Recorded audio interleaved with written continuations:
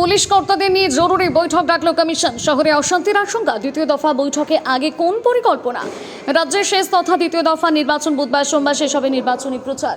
শেষ দফায় ভোট গ্রহণ হবে 142 আসনে। তার মধ্যে রয়েছে কলকাতা দক্ষিণ এবং উত্তর 24 পরগনা, হাওড়া, হুগলিতে। জেলার পাশাপাশি কলকাতাতে যাতে শান্তিপূর্ণ নির্বাচন হয় তার জন্য তৎপর পুলিশ প্রশাসন।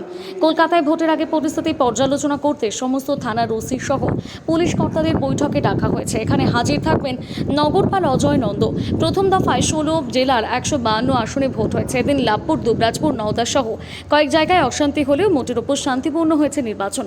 এবার দ্বিতীয় দফাও শান্তিপূর্ণ করতে চাইছে কমিশন থেকে পুলিশ প্রশাসন। এদিনের বৈঠকে একাধিক বিষয়ে আলোচনা হতে পারে। ভোটের আগে আইন শৃঙ্খলার পরিস্থিতির দিকে করা নজরদারির কথা বলা হতে পারে। পাশাপাশি অপরাধীদের চিহ্নিত করে এবং স্পর্শকাতর এলাকাগুলোতে নজরদারি বাড়ানোর বিষয় আলোচনায় উঠে আসতে পারে। নির্বাচন কমিশনের নির্দেশে ভবানীপুর, কালীঘাট এবং আলিপুরদুয়ার সহ কলকাতার একাধিক গুরুত্বপূর্ণ থানার ওসিদের রদবদল করা হয়েছে।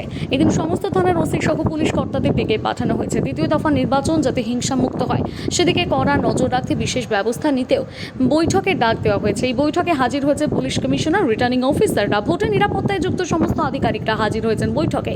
ভোটের আগের দিন অর্থাৎ মঙ্গলবার এবং ভোটের দিন বুধবার কলকাতার বিভিন্ন রাস্তায় যান চলাচল নিয়ন্ত্রণে হবে।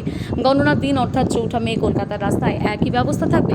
ইতিমধ্যেই মর্মে বিজ্ঞপ্তি জারি করেছে কলকাতা পুলিশ। বিজ্ঞপ্তি জানানো হয়েছে ওই 3 দিন সকাল 5টা থেকে রাত 10টা পর্যন্ত কলকাতার বিভিন্ন রাস্তায় যান চলাচল নিয়ন্ত্রণে থাকবে।